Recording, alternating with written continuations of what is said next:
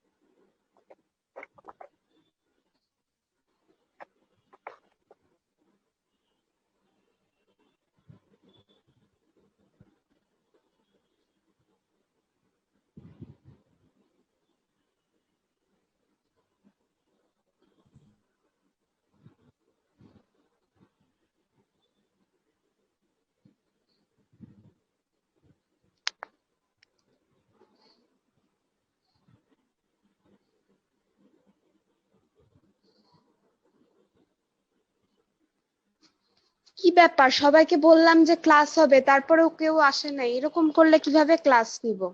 Class হবে এখানে, বুঝতেছি না কিছু। হ্যালো সুমনা, তুমি একটু গ্রুপে বলো সবাই যেন জয়েন করে।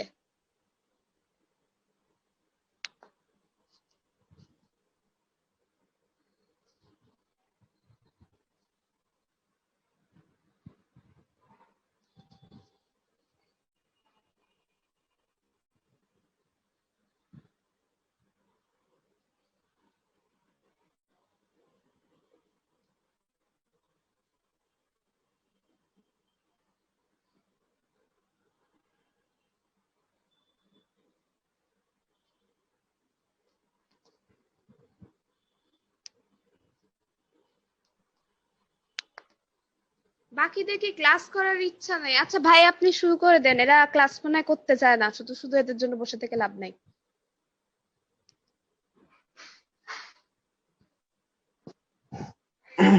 আচ্ছা, আজকে পড়ানোর কথা ছিল হচ্ছে কর্মী সংস্থান ও নির্দেশনা। তো সবাই কি আছেন, শুনতেছেন? জি ভাইয়া, শুনতেছি। ছেলে দুইজন কোথায়? ছেলে আরো দুইজন ছিল না? এখানে তো ছেলে কেউই নাই, তিনজনই মেয়ে। নাইম, এটা কি ছেলে না না মেয়ে? ইনি তো রেকর্ড করেন, ইনি স্টুডেন্ট কিনা আমি জানি না। ও আচ্ছা আচ্ছা, তাহলে শুরু করি। দেখেন, কর্মী সংস্থান। কর্মী সংস্থান জিনিসটা কি বুঝেন? কর্মী ভাইয়া, সংস্থান হলো জি বলেন। কর্মী সংস্থান হলো কর্মীদেরকে মানে প্রতিষ্ঠানের জন্য বাছাই করা, নিয়োগ দেওয়া। তারপর হচ্ছে আপনার প্রতিষ্ঠানের জন্য কর্মী সংস্থান সবাই। হচ্ছে কর্মী সংস্থান মূলত চারটা বিষয়ের উপর নির্ভর করে, চারটা দিক মিলিয়ে হচ্ছে কর্মী সংস্থান। তো কর্মী প্রথমে সংগ্রহ করা, করার পরে কর্মী নির্বাচন করা, কর্মী নিয়োগ বাছাই ও করা, কর্মী নিয়োগ করা। প্রশিক্ষণ। আরেকটা হচ্ছে কর্মী প্রশিক্ষণ। এগুলো হচ্ছে, এই চারটা জিনিস মিলে হচ্ছে কর্মী সংস্থান। আর কর্মী সংস্থান হচ্ছে একটি অবিরাম প্রক্রিয়া। কর্মী সংস্থানকে কি বলা হয় মূলত জানেন? কর্মসংস্থান হচ্ছে আপনার মানব সম্পদ ব্যবস্থাপনা। কর্মসংস্থানকে মানব সম্পদ ব্যবস্থাপনা বলে আখ্যায়িত করা হয়।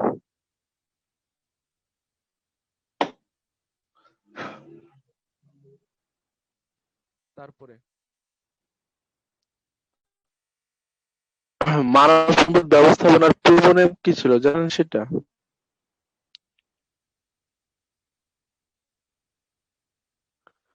ভাইয়া, একটু আরেকবার বলেন। মানব সম্পদ ব্যবস্থাপনার পূর্ব নাম কি ছিল?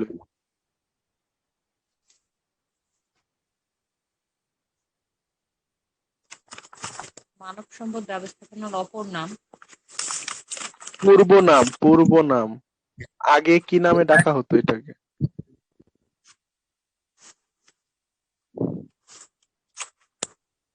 আচ্ছা, আমি বলে দিচ্ছি, সময় নষ্ট করা ঠিক হচ্ছে না। মানব সম্পদ ব্যবস্থাপনার পূর্ব নাম ছিল হচ্ছে personnel management. PERSONNEL, personnel management, যেটা বর্তমানে হচ্ছে HRM, হিউম্যান রিসোর্স ম্যানেজমেন্ট। বুঝতে পারছেন? জি ভাইয়া। জি। তারপরে হচ্ছে আমরা কর্মী সংস্থানের মূল কাজ। কর্মী সংস্থানের মূল কাজ হলো প্রয়োজনীয় কর্মীর সংখ্যা নির্ধারণ, কর্মী সংগ্রহ, পদোন্নতি। কেউ কিছু বলতেছেন? শুনতেছি না। না, কেউ তো কিছু বলতেছে না। ও আচ্ছা। কর্মী সংস্থানের মূল কাজগুলো হচ্ছে প্রয়োজনীয় কর্মীর সংখ্যা নির্ধারণ। আমার প্রতিষ্ঠানে যতজন কর্মী লাগবে সেটাকে আগে নির্ধারণ করতে হবে। তারপরে আমরা নিয়োগ বিজ্ঞপ্তির মাধ্যমে কর্মী সংগ্রহ করব। তারপরে হচ্ছে আপনার কর্মী প্রশিক্ষণ দেব ও উন্নয়ন করব তাদের। তারপরে আমরা কোন কোন ক্ষেত্রে কর্মীদের নিয়োগ দেব সেটা যথাযথ উৎস নির্ধারণ। তারপরে সর্বশেষ ধাপ হচ্ছে কর্মী মূল্যায়ন করা। আরেকটা হচ্ছে মূল্যায়ন করার পরে হচ্ছে আমরা কর্মীদের যখন 1 বছর 2 বছর পার হবে তাদেরকে পদোন্নতি দেওয়া, বিভিন্ন আসনে বদলি করানো। এটা হচ্ছে আপনার কর্মী সংস্থানের মূল কাজগুলো। এখন আসেন কর্মী সংস্থানের প্রক্রিয়া। কর্মী সংস্থানের 4টা প্রক্রিয়া।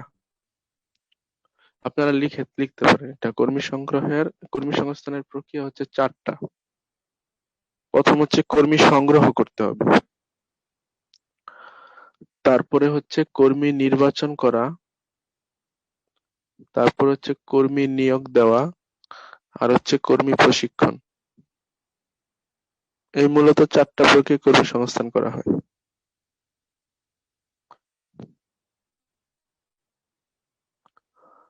আপনারা কি লিখতেছেন নাকি?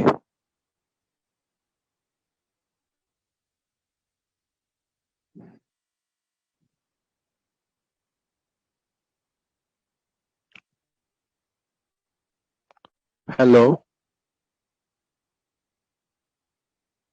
হ্যালো ভাইয়া। জি, আপনারা কি লিখতেছেন? ভাইয়া, আপনি যে 4টা কথা বললেন এগুলো কর্মী সংগ্রহের প্রধান কাজ। এগুলো হচ্ছে কর্মী সংস্থানের প্রক্রিয়া, এই 4টা। 4টা হচ্ছে প্রক্রিয়া। জি জি। তো আরেকবার বলবেন কাইন্ডলি? জি, প্রথমটা হচ্ছে কর্মী সংগ্রহ।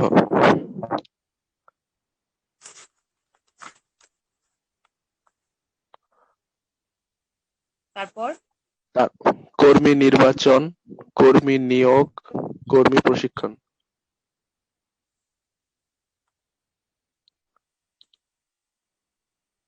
জি ভাইয়া। জি। তারপরে হচ্ছে আমাদের কর্মী সংগ্রহ জিনিসটা কি? কর্মী সংগ্রহ হলো কর্মীদের প্রতিষ্ঠান পর্যন্ত নিয়ে আসা। কর্মী সংগ্রহ এটি হচ্ছে একটি কর্মী সংস্থানের প্রাথমিক কাজ।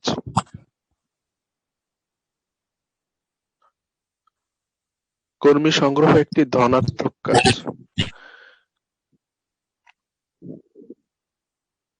তারপরে আমরা যাচ্ছি কর্মী সংগ্রহের উৎস। কর্মী আমরা 2 ভাবে সংগ্রহ করতে পারি। একটা হচ্ছে অভ্যন্তরীণ উৎসের মাধ্যমে সংগ্রহ করা যায়, আর একটা হচ্ছে বাহ্যিক উৎস থেকে সংগ্রহ করা যায়। তো অভ্যন্তরীণ উৎসের মধ্যে যেমন থাকতে পারে আপনার পদোন্নতির মাধ্যমে দিতে পারি, পদোন্নতি, তারপরে হচ্ছে আপনার বদলি, আর হচ্ছে শ্রমিক সংঘের সুপারিশ। এই 4 প্রক্রিয়ার মাধ্যমে অভ্যন্তরীণ উৎস থেকে আমরা কি করব? কর্মী সংগ্রহ করা যায়।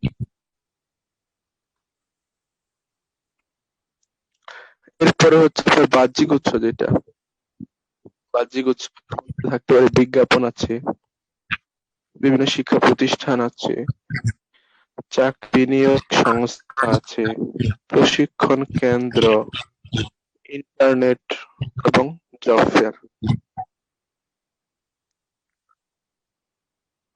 আর দুইটা হচ্ছে আপনার অবসরপ্রাপ্ত ব্যক্তি হতে পারে, যেমন আমি চাকরি থেকে অবসর নিচ্ছি, এখন আমার ছেলে আছে বা আমার আত্মীয় কেউ আছে, তাকে আমি ওই পদে আসীন করলাম, ভাইয়া এই কি আর বললেন? কি। জি, অবসরপ্রাপ্ত ব্যক্তি।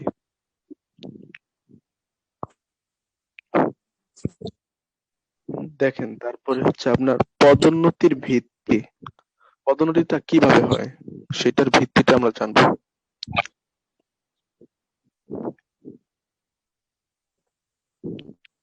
পদোন্নতির ভিত্তি হচ্ছে আপনার তিনটা। একটা হচ্ছে জ্যেষ্ঠতার ভিত্তিতে, এটা সরকারি চাকরিতে হয়, আপনার বয়স যত বাড়বে আপনার মেয়াদকালের উপর ভিত্তি করে আপনাকে পদোন্নতি দেওয়া হবে। আর যোগ্যতার ভিত্তিতে আপনার দেওয়া হচ্ছে বেসরকারি প্রতিষ্ঠানগুলোতে, আপনার যোগ্যতা দেখে আপনাকে পদোন্নতি দিবে। আরেকটা হচ্ছে যোগ্যতা, জ্যেষ্ঠতা, জ্যেষ্ঠতা, যোগ্যতা, এটা দেওয়া হয়েছে আপনার মাল্টি ন্যাশনাল কোম্পানিগুলোতে। ভাইয়া এক্ষেত্রে কি হচ্ছে, যে ব্যক্তি ধরেন জ্যেষ্ঠত্ব মানে চাকরির বয়স বেশি কিন্তু যোগ্য না, তাকে কি দেওয়া হবে? কোনটাতে আপনার 3 নাম্বারটার কথা বলছি, জ্যেষ্ঠতা ও মাল যোগ্যতা ভিত্তিক। আপনার দুইটাই থাকতে হবে, না হলে আপনি পদোন্নতি পাবেন না মাল্টি ন্যাশনাল কোম্পানিগুলোতে।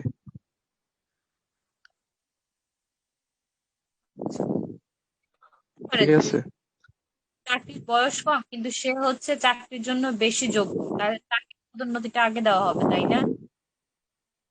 জি জি জি জি। যোগ্যতাটাই ফোকাস। হ্যাঁ, যোগ্যতাই তারা বেশি দেখে। এটা হচ্ছে আপনার বেসরকারিতে বেশি দেখা হয় যোগ্যতাটাকে, আপনার চাকরির বয়সের উপর বেশি ডিপেন্ড করে না। কিন্তু আপনার মাল্টিন্যাশনাল কোম্পানিগুলোর অভিজ্ঞতার উপর অনেকটা ডিপেন্ড করে, যে আপনি বেশি বছর কাজ করছেন, তার এই হিসেবে ওরা ধরে যে আপনার অভিজ্ঞতাটার পরিমাণ বেশি, আপনি ফিল্ডে কাজ বেশি করেছেন, এই দিক বিবেচনা করে ওরা দেয় আর কি। তারপরে আপনার দুইটা বিষয় লিখে নেন। কর্মী সংগ্রহের ধাপ, এটা এমসিকিউ কোশ্চেনে আসে। কর্মী সংগ্রহের প্রথম ধাপ,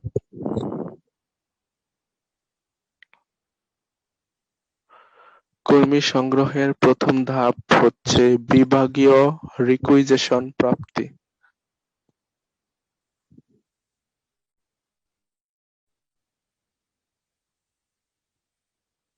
কর্মী সংগ্রহের প্রথম ধাপ বিভাগীয় রিকুইজিশন প্রাপ্তি, আর সর্বশেষ ধাপ হচ্ছে বিজ্ঞপ্তি প্রদান।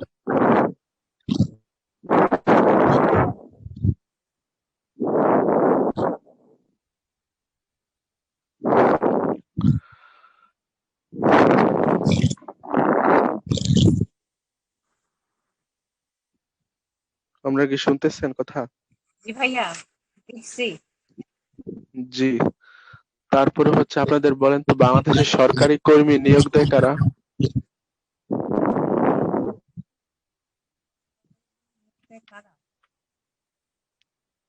কোন প্রতিষ্ঠান নিয়োগ দেয়? সেটা তো জানি জানেন না? না ভাইয়া। জনপ্রশাসন মন্ত্রণালয় বা সংস্থাপন মন্ত্রণালয়।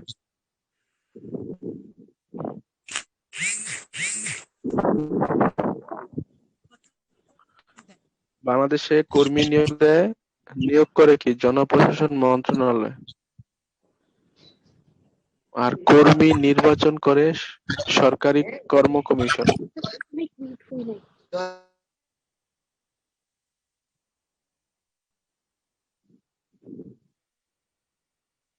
বুঝতে পারছি।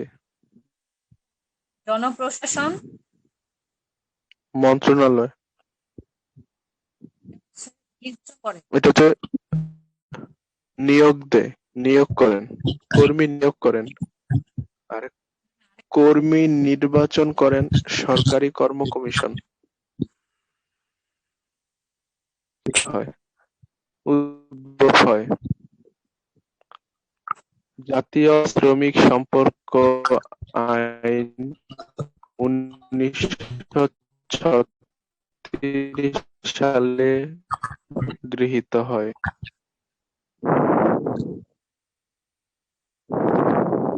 জি ভাইয়া লিখছি। জি।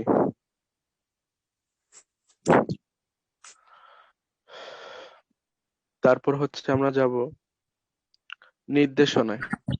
কর্মী সংস্থানে ওইরকম আর কিছুই নাই পড়ার মতো। এখন আমরা নির্দেশনায় যাব। নির্দেশনার শুরুতে আমরা কিছু লিখবো, আপনারা নোট করেন।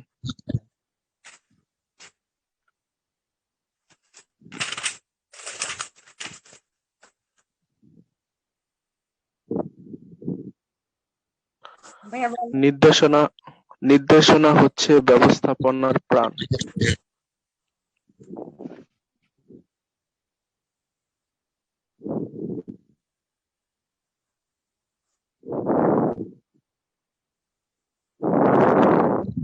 একটা জিনিস লিখছি। যেন বলা হয় সেটা কোনটা? জি। এমন আরেকটা জিনিস কি যেন একটা, মানে আমি ভুলে গেছি, আমি হৃৎপিণ্ড বলে সেটাকে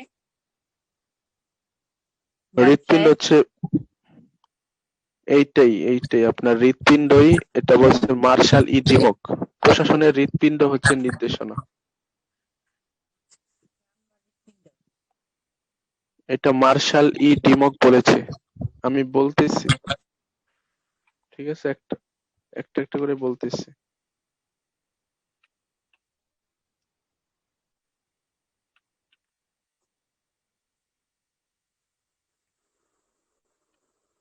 জি। তারপরে ব্যবস্থাপনার প্রাণ লিখছেন নির্দেশনা।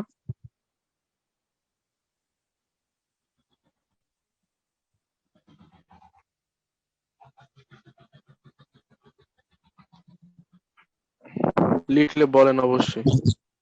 ভাইয়া লিখছি। জি। আপনি একাই তো শুধু রেসপন্স করছেন, আর তো কেউ বলতেছে না কিছু। বুঝলাম না। আর আছে তো, অনেকজনই তো আছে।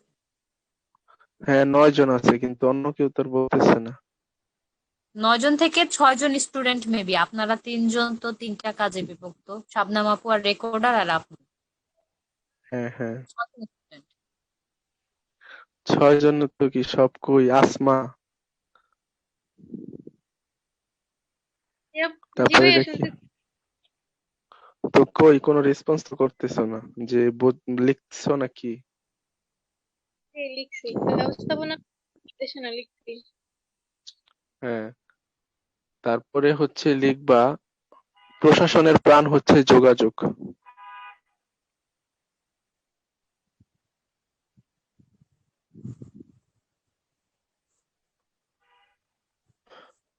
প্রশাসনের প্রাণ যোগাযোগ। জি লিখছি। জি ভাইয়া। তারপরে লিখবা হচ্ছে প্রশাসনের হৃৎপিণ্ড হচ্ছে নির্দেশনা। এই কথাটা বলছে মার্শাল ই ডি মক।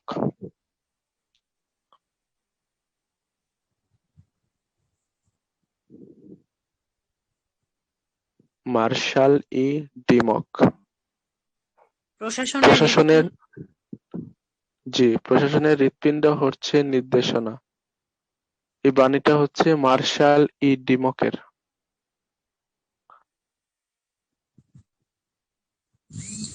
জি ভাইয়া লিখছি। নির্দেশনা সর্বদা নিম্নগামী।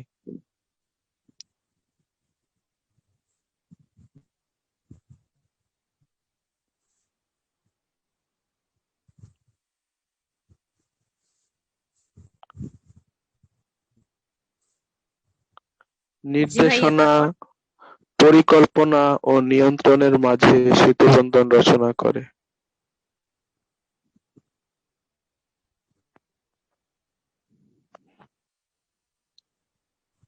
ভাইয়া আবার একটু বলেন। নির্দেশনা পরিকল্পনা ও নিয়ন্ত্রণের মাঝে সেতুবন্ধন হিসেবে কাজ করে।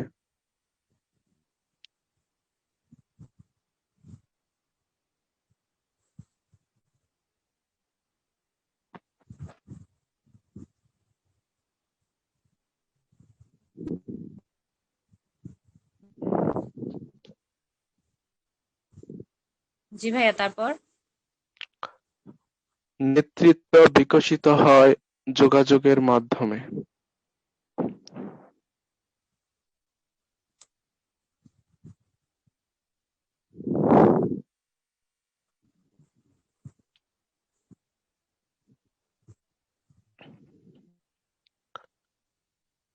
তারপর?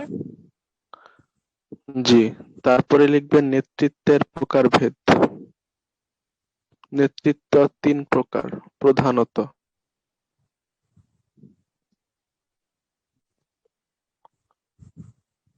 প্রেষণা ভিত্তিক, ক্ষমতা ভিত্তিক, মৌল ভিত্তিক।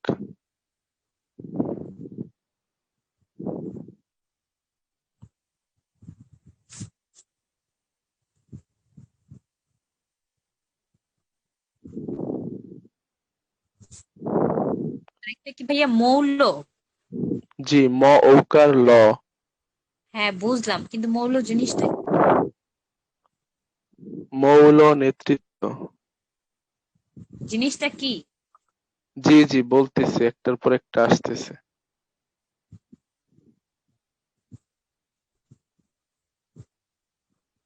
দেখেন, প্রেষণা ভিত্তিক হচ্ছে আপনার ২ ধরনের নেতৃত্ব। একটা হচ্ছে ইতিবাচক নেতৃত্ব, আরেকটা হচ্ছে আপনার নেতিবাচক নেতৃত্ব। তো প্রেষণা ভিত্তিক নেতৃত্বের ভিতরে একটা ইতিবাচক আর একটা হচ্ছে নেতিবাচক।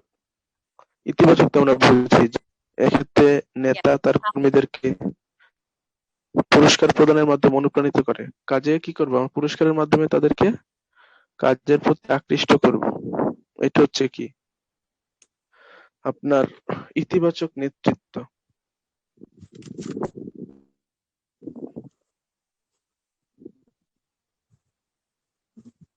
আরেকটা কি হচ্ছে নেতিবাচক নেতৃত্ব।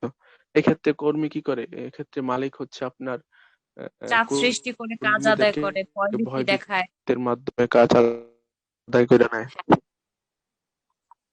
জি জি, হ্যাঁ বই ছিল। ক্ষমতা হুম, ভিত্তিক হচ্ছে আপনার স্বৈরতান্ত্রিক, অংশগ্রহণমূলক, এই ৪টা। জি ভাইয়া, একটু ক্ষমতাটা আবার বলেন। জি, প্রথমটা হচ্ছে স্বৈরতান্ত্রিক নেতৃত্ব। স্বৈরতান্ত্রিকের আরেকটা নাম লিখবেন আপনারা অবলিক দিয়ে, প্রভূতমূলক। বুঝি নাই। অথবা স্বৈরতান্ত্রিক অবলিক প্রভূতমূলক অবলিক আমলাতান্ত্রিক নেতৃত্ব।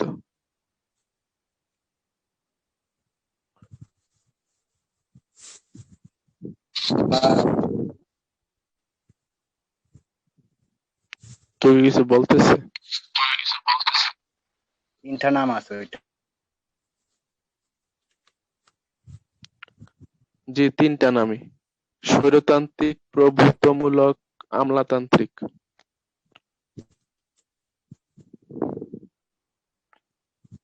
তারপর লিখবেন হচ্ছে অংশগ্রহণমূলক অথবা গণতান্ত্রিক নেতৃত্ব। কোনটার মধ্যে এটা? ওইটা পরেরটা। মৌল? ক্ষমতা না, আপনার এই যে ক্ষমতার যে ৪টা, এটা তো ৪টা প্রকার, আমি তো মাত্র একটা বলছি, যে স্বৈরতান্ত্রিক বলছি। হুম। তারপরে আপনি লিখবেন হচ্ছে গণতান্ত্রিক বা অংশগ্রহণমূলক। ঠিক আছে? তারপর জি ভাই। লিখবেন তারপর লিখবেন পিতৃসুলভ। আরেকটা লিখবেন হচ্ছে লাগামহীন বা মুক্ত নেতৃত্ব।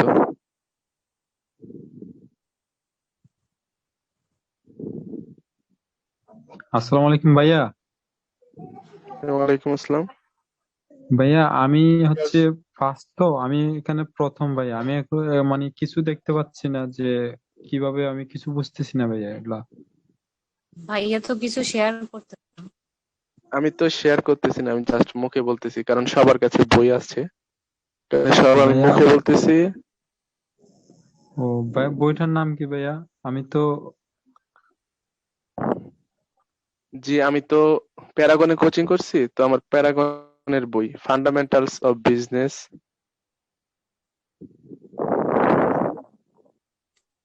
Paragon publications. ও ভাইয়া ওইটা যে বইটা কোনো আমার তো নাই। গুলা ভাইয়া আমার বইটা মোটামুটি নাই সব ভাইয়া। বইতেই থাকে, আমাদের কাছেও তো ওই বইটা নাই। যে কোনো বই আছে জি জি অধ্যায়। জি হ্যাঁ হ্যাঁ,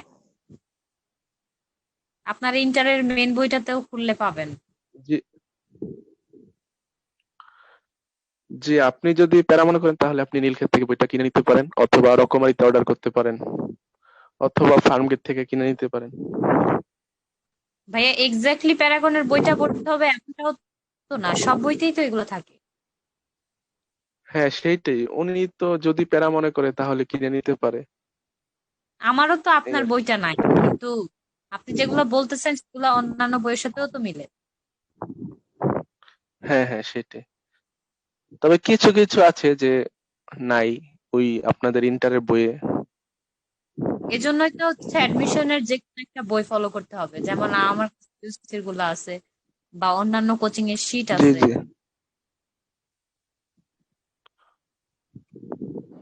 এন বই থেকে একটু অ্যাডভান্স লেভেলের থাকে এই আর কি। যে একজনে কোশ্চেন করছে, রিয়াজউদ্দিন, আচ্ছা আমি বইয়ের কোন অধ্যায়ে পাবো? কেন আপনি বই পড়েননি? নির্দেশনা ভাই অধ্যায় গেলেই পাবেন। ভাইয়া আমি আসলে এখন ঢুকছি তো, কোন বিষয়ে পড়ানো হচ্ছে আমি কিছুই বুঝি নাই, সেজন্য ভাইয়া। আপনার এই পঞ্চম নেতৃত্ব, আপনার নেতৃত্ব অধ্যায় গেলেই পাবেন। ঠিক আছে, আচ্ছা আমি ভাইয়া আজকে ধন্যবাদ। পড়াচ্ছি হচ্ছে আপনার কর্মী সংস্থান পড়ানো হয়েছে আজকে, তারপর হচ্ছে নির্দেশনা পড়ালাম, আর এখন নেতৃত্ব পড়াচ্ছি। নেতৃত্ব, তারপরে আছে যোগাযোগ, এই পর্যন্তই আজকে পড়াবো।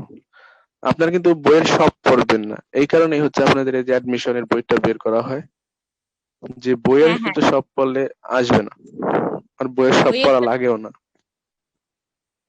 তাই না? কারণ খালেকুজ্জামান স্যারের বই কিন্তু অনেক পড়া। হ্যাঁ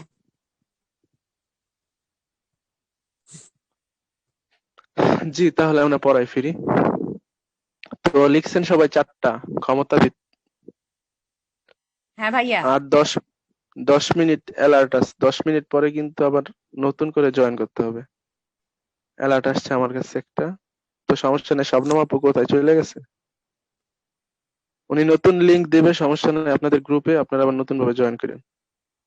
আচ্ছা ভাইয়া, একটু ঠিক জিজ্ঞেস আছে, করবেন এই গ্রুপে যারা এখন আপাতত প্রেজেন্ট আছে তাদের কি গুগল মিটে প্রবলেম কিনা? আচ্ছা আমি ক্লাসটা শেষ করি তারপর, কারণ গুগল মিটে আপনার আনলিমিটেড টাইম, ওটা খুব ভালো হয়, হ্যাঁ ওটা হ্যাঁ, কথাগুলো স্পষ্ট, সব ভালো। আচ্ছা আচ্ছা দেখেন, তারপরে আমরা যাই, কথা না বলে আমরা যাই এখন। স্বৈরতান্ত্রিক নেতৃত্ব বলতে কি বোঝায়? এটা তো আপনারা জানি, এরশাদ সরকার যা করছে ওইটাই সোজা কথা, যে সকল ক্ষমতা নিজের হাতে রাখিয়ে দিব, এটাই স্বৈরতান্ত্রিক হ্যাঁ, নেতৃত্ব। আর গণতান্ত্রিক হচ্ছে আপনার জনগণের মতামতের ভিত্তিতে, কর্মীদের সাথে, মানে এর সাথে ওইখানে জনগণ কর্মী, আসবে না, এখানে হচ্ছে কর্মীদের মতামতের ভিত্তিতে। হ্যাঁ হ্যাঁ কর্মীদের মতামতের জি ভিত্তিতে, জি, আর হচ্ছে তাহলে গণতান্ত্রিক পিতৃসুলভ। গণতন্ত্র। হ্যাঁ হ্যাঁ, পরেরটা হচ্ছে পিতৃসুলভ, যেটা হচ্ছে যে পিতার ন্যায় স্নেহ শাসনের মাধ্যমে কাজ করতে অনুপ্রাণিত করা। হ্যাঁ, আরেকটা হচ্ছে লাগামহীন নেতৃত্ব, যেটা কর্মীদের কোনো প্রকার ক্ষমতা বা কর্তৃত্ব আরোপ করা হয় না, যে যার ইচ্ছা মতো যেভাবে কাজ করতেছে। কাজ করবে। হ্যাঁ এইটাই। আরেকটা নোট করেন আপনারা, স্বৈরতান্ত্রিক নেতৃত্বের ইতিবাচক ও উন্নত সংস্করণ হচ্ছে পিতৃসুলভ নেতৃত্ব।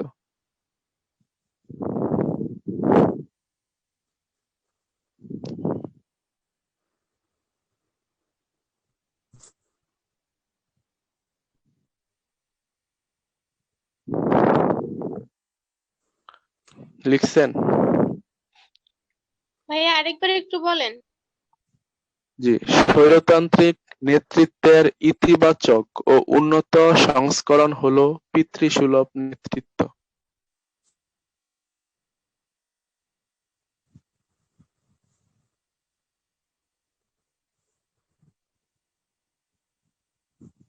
ওকে, পরে বলেন। জি, তারপরে হচ্ছে আপনার যাবে মৌল নেতৃত্ব বা কার্যকাঠামো নেতৃত্ব। মৌল নেতৃত্বের আরেক নাম হচ্ছে কার্যকাঠামো নেতৃত্ব।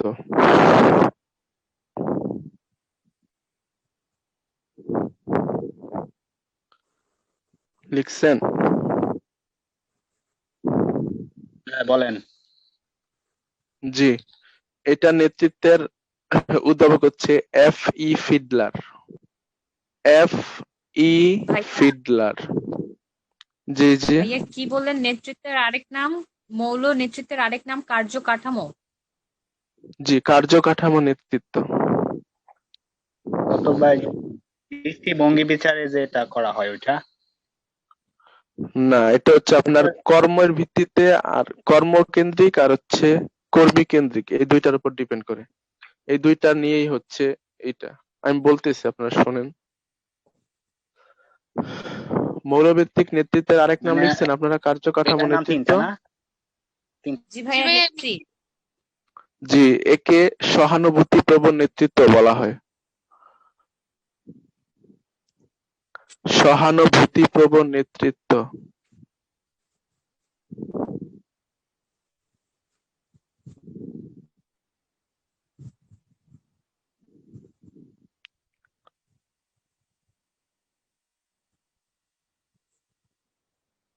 লিখছেন? সহানুভূতি। সহানুভূতিপ্রবণ নেতৃত্ব। হ্যাঁ, বলেন, পরে বলেন। জি জি, এটা হচ্ছে একটা হচ্ছে এই মৌলভিত্তিক নেতৃত্বকে দুই ভাগে ভাগ করা হয়েছে। একটা হচ্ছে কর্মকেন্দ্রিক আর একটা হচ্ছে আপনার কর্মী কর্মী কেন্দ্রিক। কেন্দ্রিক। একটা কর্মকেন্দ্রিক আর একটা হচ্ছে কর্মী কেন্দ্রিক। তো কর্মকেন্দ্রিকে কি করা হয়, কর্মীদেরকে কাজ অনুযায়ী পুরস্কার বা স্বীকৃতি দেওয়া হয় এবং নেতা কর্মীদেরকে সবসময় কাজে ব্যস্ত রাখে। আর যেটা হচ্ছে আপনার কর্মী কেন্দ্রিক, এতে কর্মীদেরকে গুরুত্ব দেওয়া হয়। ঠিক আছে, ওইরকম কোনো চাপ নেই কর্মীদের কাজে, তারা স্বাধীনভাবে কাজ করতে পারে। এই দুইটা সমন্বয় হচ্ছে মৌলভিত্তিক নেতৃত্ব।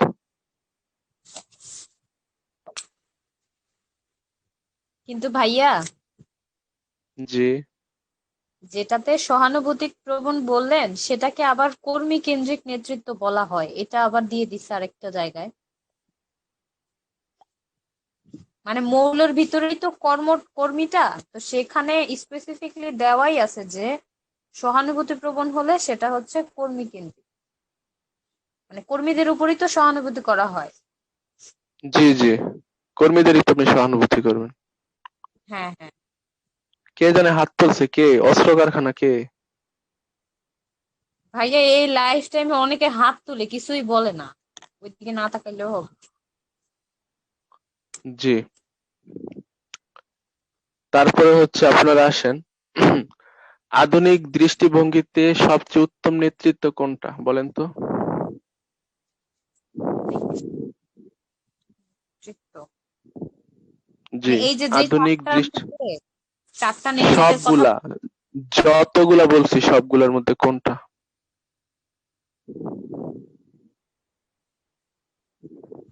তাহলে যে গণতান্ত্রিক গণতান্ত্রিক বা অংশগ্রহণমূলক নেতৃত্ব। জি, ঠিক বলছেন আপনারটা। জি, তারপরে আসেন, এক্স ও ওয়াই তত্ত্বের জনক কে? থিওরি এক্স, থিওরি ওয়াই এর জনক?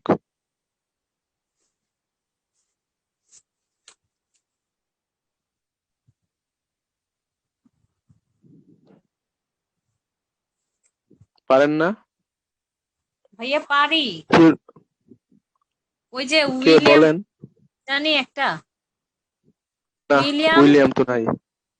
Douglas McGregor. ওনার পুরা নাম কি ছিল? ডগলাস ম্যাকগ্রেগর, এইটাই। ও, আপনি কি বলতেছেন, এক্স তত্ত্ব আর ওয়াই তত্ত্ব?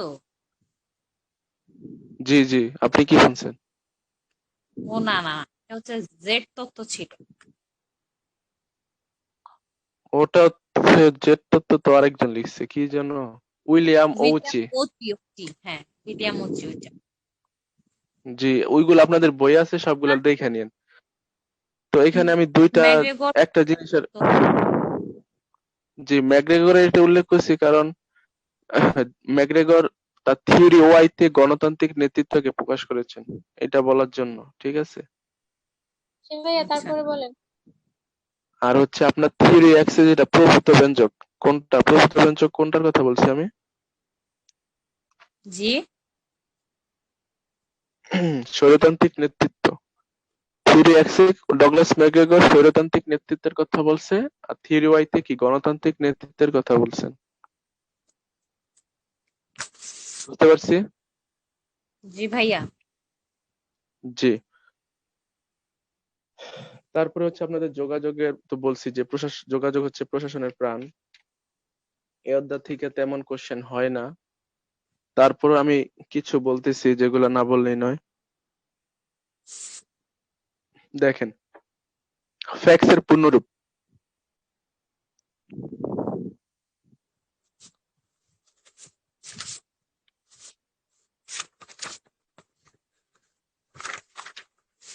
পারেন ফ্যাক্স এর পূর্ণরূপ?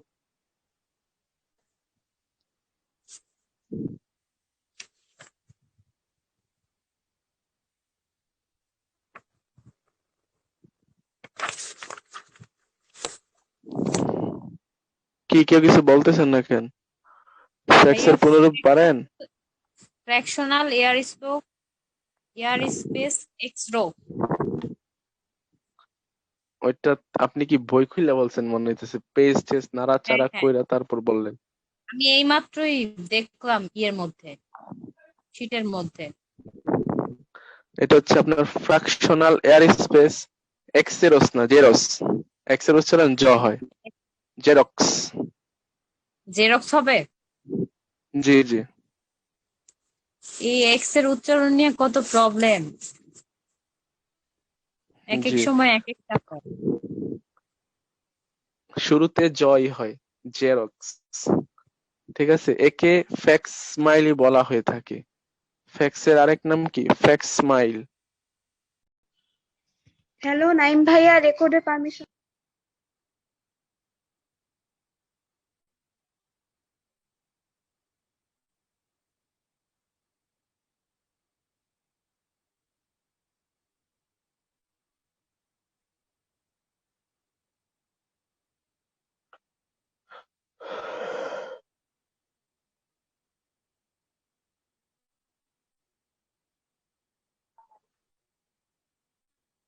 হ্যাঁ হ্যাঁ।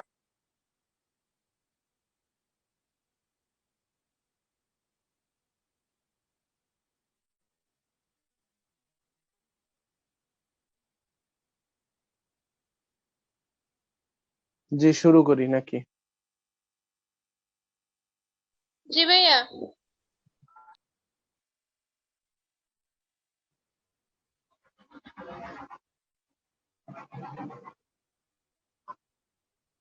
জি দেখেন, আপনারা কি শুনতে পাচ্ছেন সবাই? জি শুনতে পাচ্ছি। জি। তো ছিলাম হচ্ছে ফ্যাক্স এর পূর্ণরূপে। Fractional air space xerox, X E R O X, xerox.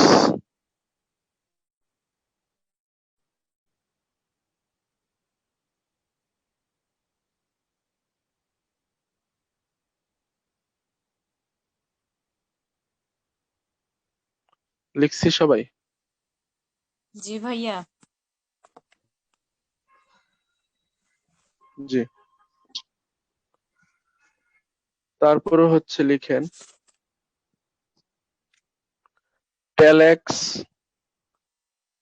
লিখিত ইলেকট্রনিক্স যোগাযোগের সবচেয়ে প্রাচীন পদ্ধতি?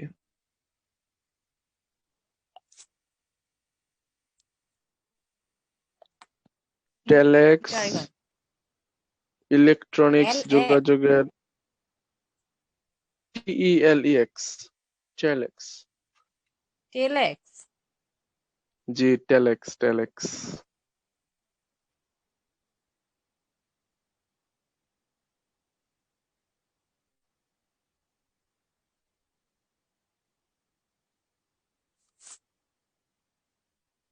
টেলেক্স ইলেকট্রনিক লিখিত যোগাযোগের সবচেয়ে প্রাচীন পদ্ধতি, তাই তো? জি জি জি। আচ্ছা, তারপর তারপর হচ্ছে ইমেল। ইমেলের পূর্ণরূপ কি বলেন তো? Automatic electronic teller machine. ও, হ্যাঁ, electronic automated teller teller machine, ATM. Automated teller machine. Machine. জি জি জি। Electronic mail. 1993 সালে ইমেল ব্যবহৃত হয় সর্বপ্রথম।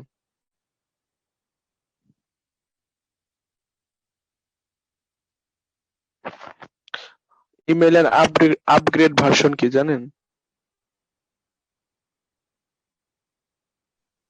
ফ্যাক্স নাকি? না, ফেক্স তো অনেক আগের। কেউ পারেন? না ভাইয়া, বলেন আপনি। Voice, voice mail. আল্লাহ, মানে কি ইমেলের ছিল? Upgrade version, voice mail. হ্যাঁ, তারপর আছে টেলিকনফারেন্সিং।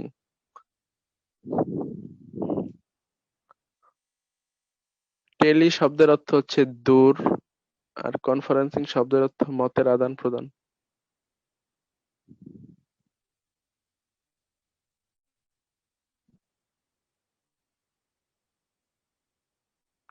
টেলিকনফারেন্সিং দুই ধরনের, অডিও ও ভিডিও কনফারেন্সিং। এটা তো আমরা সবাই জানি।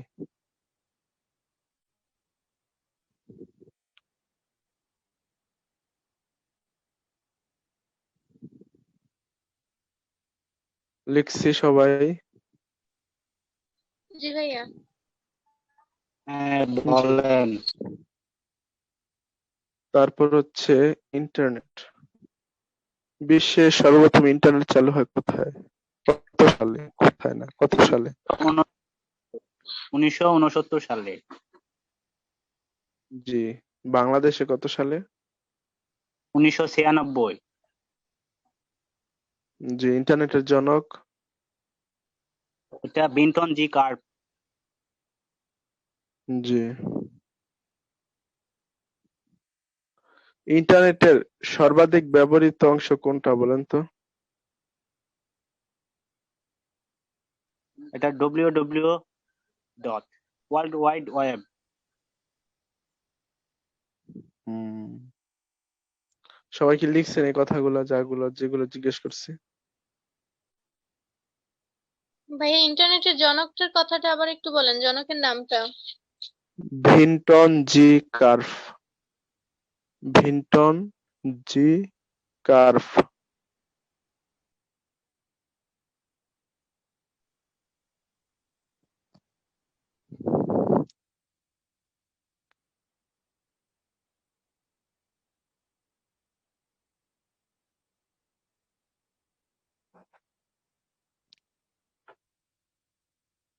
লেখা কি হয়েছে? জি ভাইয়া। জি ভাইয়া। জি। তাহলে আজকে কি কি পড়ছেন বলেন? কর্মী সংস্থান, নির্দেশনা, প্রেরণা, নেতৃত্ব, তারপরে হচ্ছে এই যে যোগাযোগের এগুলা। জি। এইগুলাই এনাফ। যোগাযোগে আর বেশি কিছু লাগে না।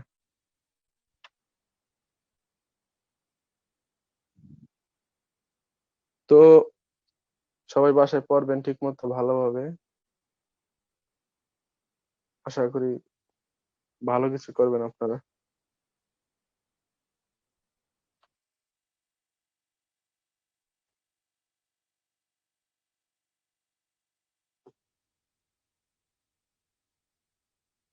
ঠিক আছে?